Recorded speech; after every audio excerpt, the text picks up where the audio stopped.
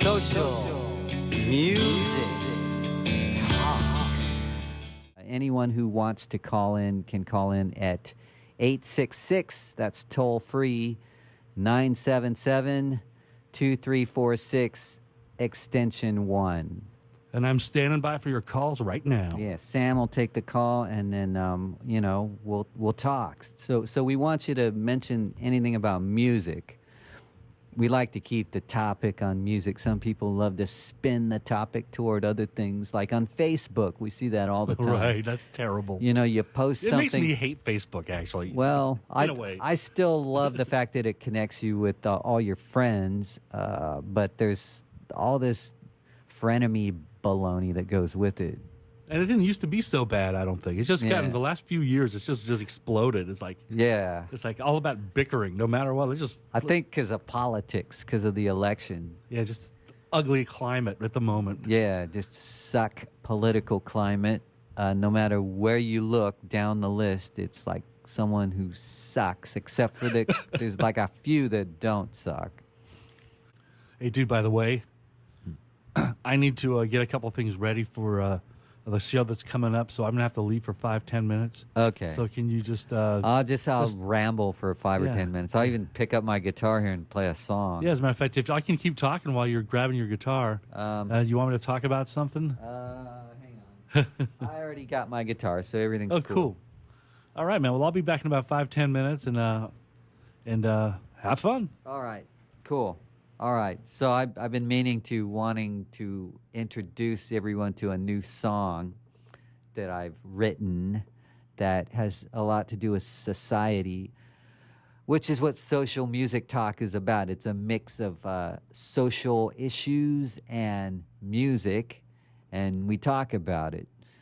And so what I want to do is throw in some music on this show, and the easiest way to do that, since I own the music, is to use my own music. Because you see, otherwise I have to get people's permission. And even though I know a lot of cool people that are cool enough to let me use their music on my show, I think it's easier just to go ahead and use my own songs, for now at least. And that way we can get a library going for this show, Social Music Talk, and that library will just keep on growing. So you be the judge. I'm going to do one of my songs here. This is a new song I wrote. This is about society, but it's also about the individual state of mind reaching for higher awareness.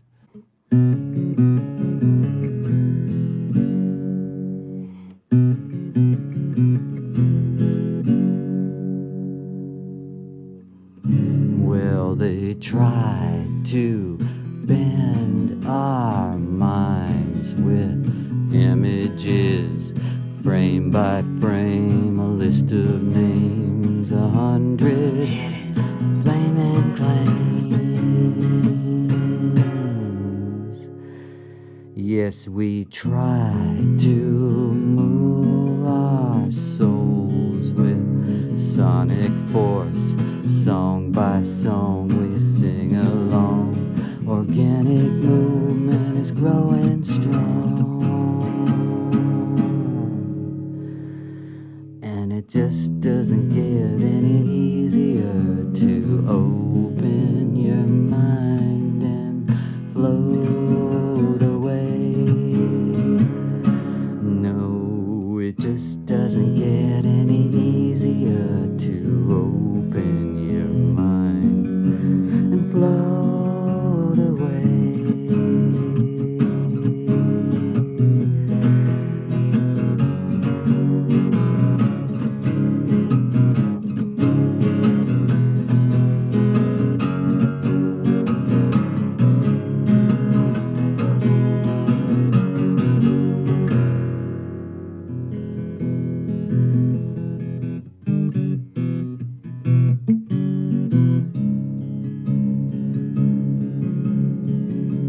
Yes, we try to reach for truth like journalists. Word by word we see what we've heard. And sometimes we're further than the herd. And it just doesn't get any easier to open your mind and float away. No, it just doesn't get any easier to open your mind and float away. All right. Hey, you know what? That's groovy shit, man. Oh, by the way, we have Heidi Haynes. Oh, cool. Online. She wants to speak, man. She has a very sexy voice. Yeah, she used to be on Quad where I worked in and I Sacramento. remember hearing her. Yeah, during the alternative era in the 90s. And you know where she is now? New Orleans. Well, actually, I think she's in Boston now. Oh, is she? Okay, great. So she's we got a call from Boston. And by the way, someone just called about 2 minutes ago. Mm-hmm. So, and if they're listening, please call back. I apologize for not answering, but I was dealing with two calls at once. Oh, really? And I'm half stoned because the show U-Bong 420 is coming up next. All right. Right here on WS Radio. But anyway, here's Heidi. All right, you could turn off this second mic here. Okay, cool. All right, for now at least. And we might go back to that. Heidi, are you there? Hey, Alex. Heidi Haynes, thanks for calling in today. Yeah, no problem. It's been so long since we actually talked. Yeah, we worked together at Quad in Sacramento in the 90s, and that was a fun alternative station. Yes, indeed it was. And what a blast. so what are you doing now? I understand you're no longer in New Orleans. Did you move on to Boston? Well, I'm here. I was thinking I was moving here, but then a temp position became available, and suddenly I remembered, hey, when I was here the last time, I really didn't want to come back here. I was just visiting, and I thought I would never live in Boston again. And I completely forgot that, and I decided to leave New Orleans. It was very spur of the moment, and Boston is like my second home. Other than California, which is way too expensive for me to go out there now. Yeah. So I ended up here, and I have a place to stay for 6 weeks.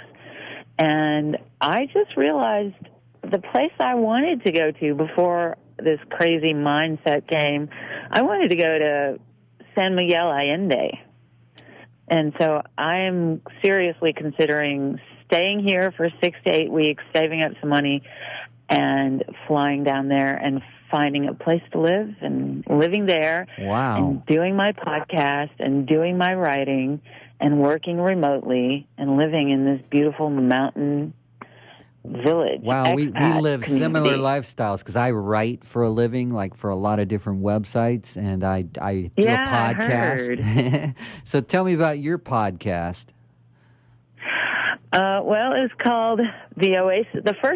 The first go around, it was Feeling Good, Happy Hour with Heidi, and I was just not able to keep it going because I was on the air. I was having to pay so much money a month to be on the air and run the podcast, and so I had to find advertisers. I had to find sponsors. Was that actually that was on an AM station, right? Yeah, that was on an AM station. So then I tried it again this time last year, and May 1st was my last day. Actually, the last day of April was my last day on the air because the same thing happened. I just couldn't keep up with the sales and the sponsors. It was that's so what it all expensive, turns to be. It all turns out to be about that. Yeah. If you really want to do a show that's like heard by hundreds or thousands or millions of people. Right. The reason I came back and tried it a second time, I had a caller during the first show, and she called in when she was driving, and she said, because I was talking about my guest hadn't shown up, and I was just vamping with the audience, and I was just saying, so I don't have a guest today, But I've had this thing on my mind, and I've been thinking, what if I don't have someone to talk to? What do I do? And do you guys care? And she called in, and she said, Heidi, I have to tell you. She said, first of all, oh my God, where have you been all my life? And I started laughing. I'm like, so what do you mean? And she says, well, it doesn't really matter what you talk about. I don't care what you talk about. Just your voice, just talk. Just be on the air and just talk, because your voice is so soothing to listen to when I'm driving. You do have a great voice. Well, thank you. I mean, when I started thinking back about that was in 2014. And her voice and her words have just come back to me, and they just keep coming back to me. And I feel like there's a service that I'm supposed to be doing on the air for people to hear when they're driving their cars. You know what? So, what? And I'm being kind of serious about Sam this. is our producer here. You have a voice that it's easy to fall in love with. Seriously, it's like I've actually almost fallen in love with you already, and I don't even know you. That's how amazing your voice is. It's like magical. Don't worry, he's not a creep. No, I'm not. I'm being serious. Anyway, that's all. You should consider yourself blessed to have such a wonderful voice. I put Heidi on the air on Quad. Were you ever on the air before that? Did. Was that your first radio gig? That was my fourth radio gig, actually. Really? Okay. Looking back, that was my fourth. I was on college radio. Really? Which college? Second one, the second gig was just board op. Okay. It was those a don't satellite count. station, so I wasn't actually on the air. Where were you on the air? Like at a college station where you talk to the audience? Oh, I had two shows. It was a very weird situation. I had no plans to get into radio. And I had been friends with a guy on the radio in Baton Rouge when I was like 17. I never met him, but we would talk for hours when he was on the air. And he always said, Heidi, you really should get into radio. I'm serious. And then he would come back after the breaks and we'd talk some more. And I mean, it was weird, I guess. He was probably in his 30s and I was not even 20 yet. And I was, probably 16 or 17. And we never met though, so it wasn't that creepy. But then he started talking about coming over and meeting me at my pool at the condo where I live. But anyway, so I'm going into college, and the lady says, you have to pick a minor. And I said, I don't have to pick a minor. Nobody has to pick a minor. And she goes, you have to pick a minor. So I said, where's the book? And so she opens the book, and I close my eyes and drop my finger on the page and open my eyes, and I look at her, and I say, okay, radio and television it is. All right. So how about television? Did you end up in television at all? I didn't get into television at all. I never studied it. She said the only thing you have to do right now is go to the radio station and pick out a shift and come back and tell me when you're on the air. Wow. And that's part of registering. Okay. So I was not very enthused. I was just pissed that I had to have a minor. And so I go to the radio station. They're in the middle of a staff meeting, and I walk in, and I'm just standing there with my hip cocked, I'm like, somebody help me right now because I want to go back to the bursar's office and just get this done. So he comes out, the manager is super nice. He walks over to me and he says, can I help you? And I said, yeah, I'm supposed to sign up for a shift on the air or something. So he opens the book, and all of a sudden, I looked down at the schedule of on-air slots that are open and available, and my life changed. I went, oh, my God, is that an opening on Monday and an opening on Friday? Can I have two shifts? So I had drive time Monday and Friday, and I said Friday nights I'm going to play dance music. Okay. And they can record my show, and the only break that I'll do is at the ID at the top of the hour, because we didn't have to do news. And so I did the ID at the top of the hour, and otherwise it was just my DJing, because I was a club DJ before that. So you kept crowds dancing. Loved it.